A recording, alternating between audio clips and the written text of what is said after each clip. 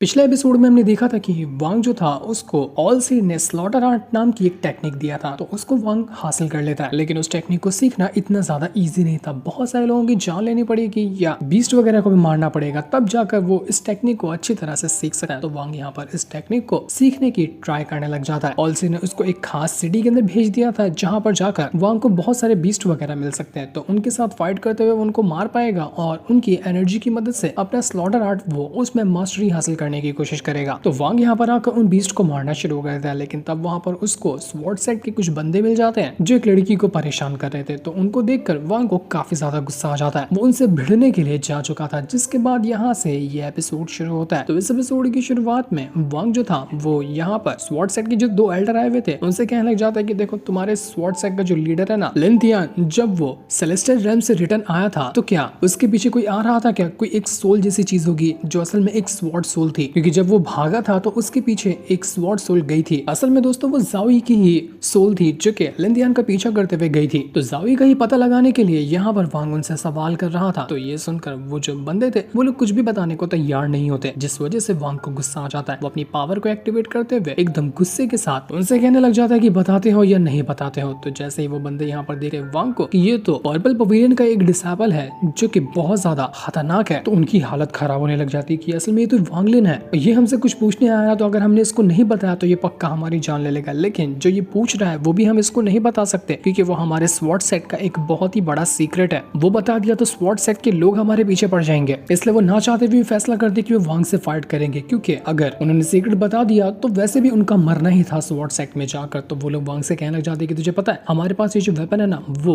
बहुत ही खतरनाक celestial weapon है, इसकी मदद से हम तेरी जान ले सकते हैं और तू हमारे सामने नहीं टिक सकता, हम आखिरी दम तक के तुझसे फाइट करेंगे चाहे हमारी जान क्यों ना चली जाए। लेकिन वांग बस एक ही सवाल करता है उनसे कि मुझे जवाब दो कि आखिर जाओई की सोल कहाँ है, वरना मैं तुम दोनों को जान से मार डालूंगा और फैसला तुम्हारा है कि आखिर तुम करना क्या चाहते हो। तो ये सुनते साथ ही वो दोनों अपनी पावर का इस्तेमाल करते हुए वांग के ऊपर अटैक करने को तैयार थे। दोनों ने अपना अपना वेपन बाहर निकाल लिया था और उसकी मदद से वो वांग को घेरने की कोशिश कर रहे थे। एक के पास डिमोनिक टेक्निक होती है और उसने अपनी डिमोनिक टेक्निक को एक्टिवेट करते हुए वांग के ऊपर अटैक करने की कोशिश की थी, लेकिन वांग को उससे कोई फर्क नहीं पड़ता। वो आराम से वहां पर खड़ा था और सितुनान की सिखाई हुई जो फिंगर टेक्निक होती है उसका इस्तेमाल कर लेता है। और जैसे उसने इसका इस्तेमाल किया था वो जो डिमोनिक टेक्निक थी वो एक सेकंड के अंदर ही डिस्ट्रॉय हो जाती है। डिस्ट्रॉय क्या हुई थी कि जो एल्डर ये डिमोनिक टेक्निक बना रहा था उसकी भी हालत खराब हो चुकी थी। दूसरा वाला एल्डर ये चीज देखकर एकदम घबरा जाता है कि बाप रे, इसने तो बस 2 उंगली से ही मेरे एक साथी को इतना बुरी हालत में कर दिया, अब मैं इसके ऊपर अटैक करने जाऊंगा तो ये तो मेरी उससे भी ज्यादा बुरी हालत कर देगा। लेकिन फिर भी वो हिम्मत करते हुए अपनी सोल को अपनी स्वॉर्ड के साथ मर्ज कर लेता है और उस स्वॉर्ड को लेकर वो वांग के ऊपर अटैक करने को तैयार था ताकि वो वांग की जान ले सके। लेकिन वांग को इससे कोई फर्क नहीं पड़ता, वो उससे कहने लग जाता है कि तूने अपनी सोल को अपनी स्वॉर्ड के साथ मर्ज किया ना, मैं तेरी स्वॉर्ड को ही डिस्ट्रॉय कर दूंगा, तेरी सोल इसके साथ ही खत्म हो जाएगी। वैसे तेरी ये टेक्निक है बड़ी कमाल की कि तू अपनी सोल को किसी भी वेपन के साथ मर्ज कर सकता है। तो इसके बाद वांग जो था वो तुरंत ही अपनी इमॉर्टल स्वॉर्ड को बाहर निकालता है और उसकी मदद से एक भयंकर अटैक देकर मार देता है उसी स्वॉर्ड के ऊपर, जिस वजह से वो जो एल्डर की स्वॉर्ड थी उसकी हालत खराब हो चुकी थी। एल्डर को यकीन नहीं होता कि ये क्या हुआ, इस बंदे के पास तो इमॉर्टल स्वॉर्ड है, इमॉर्टल स्वॉर्ड के सामने मेरी स्वॉर्ड कैसे टिक पाएगी। उसकी स्वॉर्ड चकनाचूर हो चुकी थी। वो एल्डर समझ चुका था कि नहीं, मैं यहाँ पर नहीं बचने वाला, मैं यहाँ पर एक बाल तक बाका नहीं कर सकता इस वांग लिन का, ये मुझे जान से मार डालेगा। जिसके बाद वांग जो होता है वो अपने मॉस्किटो बीस से कहता है कि मॉस्किटो बीस, तुम्हें भूख लगी होगी ना, जाओ इनमें से एक एल्डर को पकड़कर खा जाओ। मॉस्किटो बीस को और क्या चाहिए था, वो तुरंत ही अपनी पावर का इस्तेमाल करते हुए एक जो एल्डर होता है उसको पूरा निचोड़ कर खत्म कर देता है, उसका अस्तित्व ही उसने इस दुनिया से मिटा दिया था। तो दूसरा वाला एल्डर एकदम पागल हो गया था कि नहीं, ये नहीं हो सकता, इसने तो मेरे साथी को इतना बुरी तरह से मार कर सीधा खा गया, हड्डियां तक नहीं छोड़ी उसकी, ये मच्छर ने, ये शैतान है। वो कहता है वांग से कि वांग मैं तुम्हें सब बताने के लिए तैयार हूं, बस मेरी जान मत लेना, मेरी जान बख्श दो, मैं सब कुछ बताऊंगा, तुम्हें एक खास टेक्निक भी दूंगा। देखो मेरे पास एक खास टेक्निक है, इसकी मदद से ना तुम किसी भी वर्जिन चीज की एनर्जी निकाल कर अपने आप को हील कर सकते हो, तुम्हें इसकी बाद में जरूरत पड़ेगी, तो ये टेक्निक तुम रख लो और इसके बदले मेरी जान बख्श दो। मैं माफी मांगता हूं, मुझसे बहुत बड़ी गलती होगी तुमसे पंगा लेकर। ये जो यहाँ पर लड़की खड़ी है ना, ये लड़की भी बिल्कुल वर्जिन है, चाहो तो इसके ऊपर ये टेक्निक आजमा कर देख लो,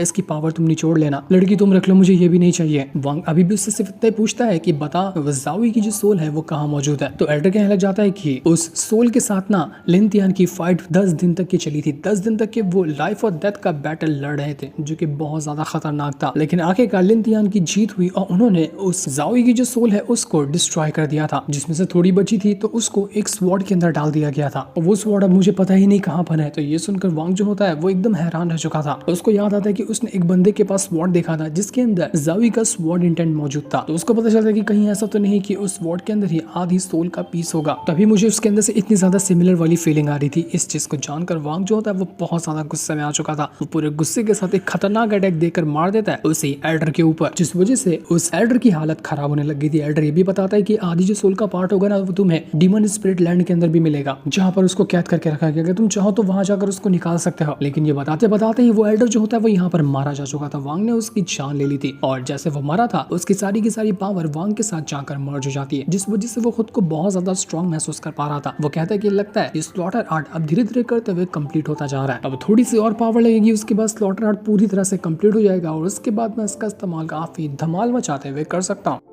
जिसके बाद वांग जो था वो यहाँ पर उसी ट्री के पास आता है जिसके ऊपर वो जो फ्रूट वगैरह लगे हुए थे। वांग यहाँ पर फ्रूट को नहीं लेता बल्कि उस ट्री के जो रूट वगैरह होते हैं उनको बाहर निकालने लग जाता है और उन रूट को निकाल कर वो उसके साथ अपनी पावर को मर्ज कर रहा था, जिस वजह से रूट की जितनी भी स्पिरिचुअल एनर्जी होती है वो सब वांग के पास आकर पहुंच जाती है। वांग कहता है कि इस रूट के अंदर मेटल एलिमेंट की पावर है जो कि मेरा हेवनली पर्ल जो है उसको कंप्लीट करने में काम आएगी। इस वजह से मैंने यहाँ पर इस रूट की पावर हासिल की है। वो सारी की सारी पावर उसके हेवनली पर्ल के अंदर जाकर मर्ज हो जाती है और इस वजह से वो हेवनली पर्ल धीरे धीरे करते हुए कंप्लीट होने लग गया था। जितना जरूरत था वांग उतना खुद के लिए ले लेता है और बाकी सारा का सारा मॉस्किटो बीस्ट को देता है कि जाओ इसको तुम ले लो, इसकी मदद से तुम अपना ब्रेक थ्रू कर सकते हो, तुम खुद को स्ट्रॉन्ग कर सकते हो। तो वो मॉस्किटो बीस्ट बहुत ज्यादा खुश हो जाता है। वो सारे के सारे रूट की पावर को निचोड़ने लग गया था। वहां पर वो जो लड़की खड़ी होती है वो ये चीज देखकर बिल्कुल हैरान रह चुकी थी कि आज तक जो भी लोग यहाँ पर आते थे ना उनको लगता था कि ये फ्रूट ही कमाल का है और सब लोग इसी को लेने के लिए आते हैं, लेकिन नहीं, यहाँ पर तो इसकी जड़ में भी कितनी ज्यादा ताकत है। और यहाँ पर इस बंदे को देखो, इसने इतनी पावरफुल रूट को बाहर निकाल कर सारा का सारा रूट इस मॉस्किटो को दे दिया अपने बीस्ट को और थोड़ा सा ही खुद हासिल किया। क्या ही कमाल का बंदा है ये। मॉस्किटो बीस्ट जो था इतनी सारी एनर्जी खाने के बाद एक ककून में बदलने लग जाता है, मतलब कि वो यहाँ पर अपना ब्रेक थ्रू करेगा और बिल्कुल ट्रांसफॉर्म होकर वो बाहर आएगा। तो इसलिए वांग उसको अपने पास रख लेता है ताकि आराम से वो अपना ब्रेक थ्रू कर सके, खुद को स्ट्रॉन्ग बना सके और बाद में वो ककून के अंदर से बाहर आ जाए। मुझे लड़की वहां पर खड़ी थी, वांग उसको भी थोड़ा सा रूट की एनर्जी निकाल कर दे देता है, उससे कहता है कि चलो गलती मार लो यहाँ से।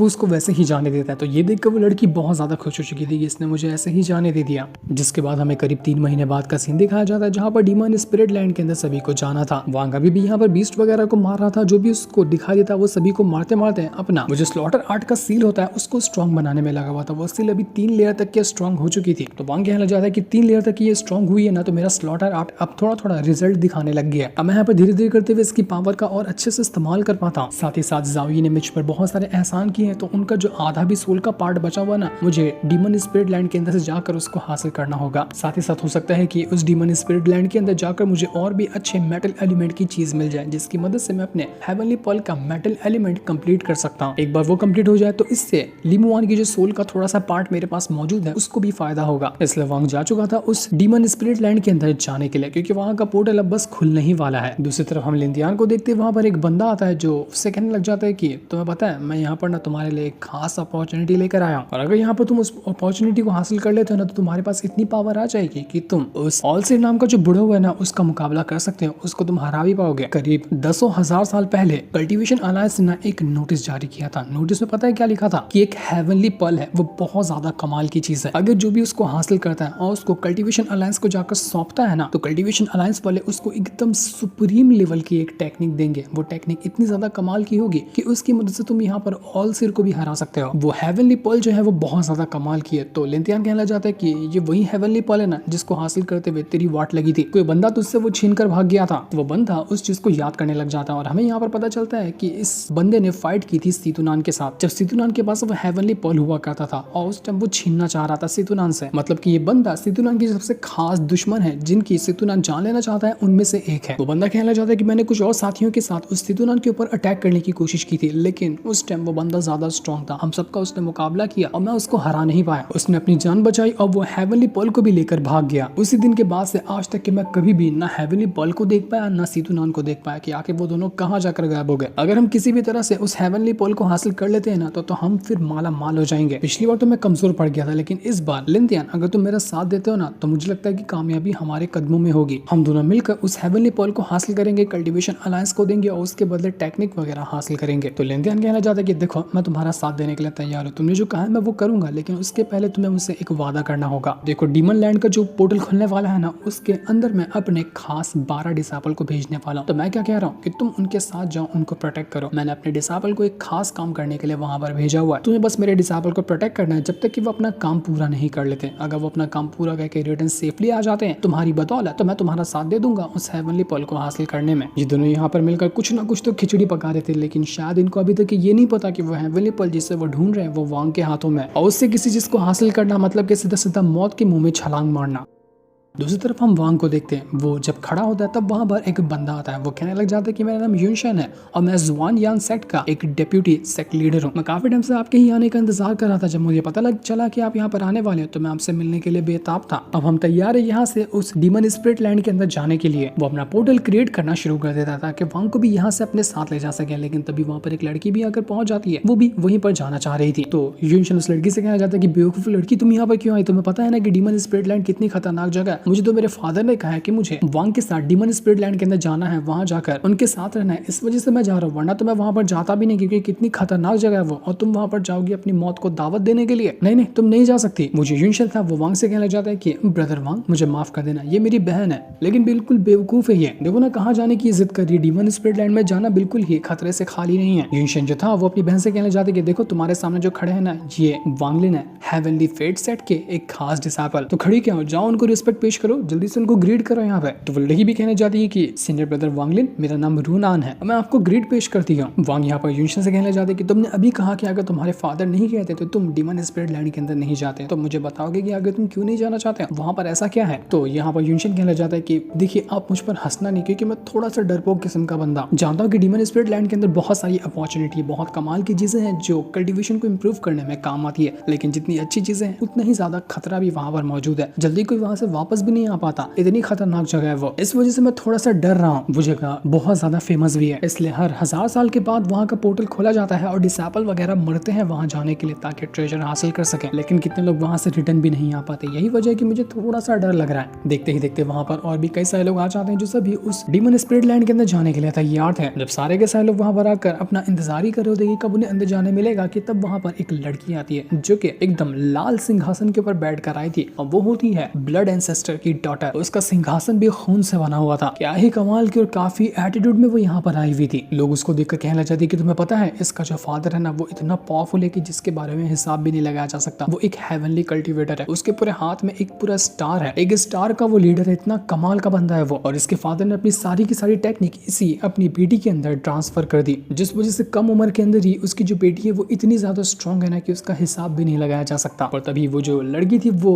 जो उसके बारे में बात कर रहा था उसके ऊपर ही अटैक देकर मार देती है कि चुप रहो और मेरे बारे में कुछ और बात करने की जरूरत नहीं है। ये लड़की तो बहुत ज्यादा खतरनाक लग रही थी। जिसके बाद देखते ही देखते वहां पर अपना वांग भी आकर पहुंच जाता है। सभी लोग तैयार थे डीमन स्पिरिट लैंड के अंदर जाने के लिए। जैसे ही वांग को यहाँ पर सारे लोग देखने लगते हैं, वो लोग कहने लग जाते कि अरे देखो तो ऑल सिर का सबसे खास डिसाइपल आया, ये है पर्पल पवेलियन का खास डिसाइपल, बहुत ज्यादा फेमस बंदा है, अभी अभी ज्वाइन किया है इसने हेवनली फेट सेक्ट को, और ऑलरेडी इसको मौका मिल गया डीमन स्पिरिट लैंड के अंदर जाने का। सब कुछ मेहरबानी की वजह से हुआ है ऑल सिर के। वो उसके ऊपर कितना ज्यादा भाव देते हैं इसके हिसाब भी नहीं लगाया जा सकता। बिल्कुल एक्स्ट्रा ऑर्डिनरी और एकदम रूथलेस बंदा है। तो इससे पंगा लेने के बारे में तो कोई सोचना भी मत। सभी लोग यहाँ पर वांग की तारीफ करने में लगे हुए थे, क्योंकि वांग है ही ऐसा बंदा, उसकी तारीफ करना तो बनता ही है। लेकिन वो जो ब्लड एसेंसर की डॉटर थी वो वांग को देखकर कहना चाहती कि बंदा तो मुझे नॉर्मली लग रहा है, कुछ ज्यादा एक्स्ट्रा ऑर्डिनरी तो है नहीं इसके अंदर, लेकिन फिर भी लोगों को देखो पागल बने भरे इसके लिए। ऐसे तारीफ किए जा रहे हैं कि कौन सा 30 मार खाना उठकर आ गया जो उसको देखकर लोग पागल हुए जा रहे हैं। लेकिन मुझे एक बात नहीं समझ में आ रही कि मेरे फादर ने मुझे सख्त वार्निंग दी है कि मुझे किसी भी हाल में इसके ऊपर नजर रखनी है, इसकी हर एक हरकत के ऊपर मुझे नजर रखना होगा। लग रहा था कि यहाँ पर ब्लड एसेस्टर जो है वो भी वांग को जानता है, कहीं वो भी तो वांग का फैन नहीं। जिसके बाद पोर्टल खुलने लग जाता है, सारे लोग तैयार थे अंदर जाने के लिए, लेकिन वो लोग अंदर जा पाते उससे पहले ही ये एपिसोड यहीं पर एंड हो जाता है। Thanks for watching.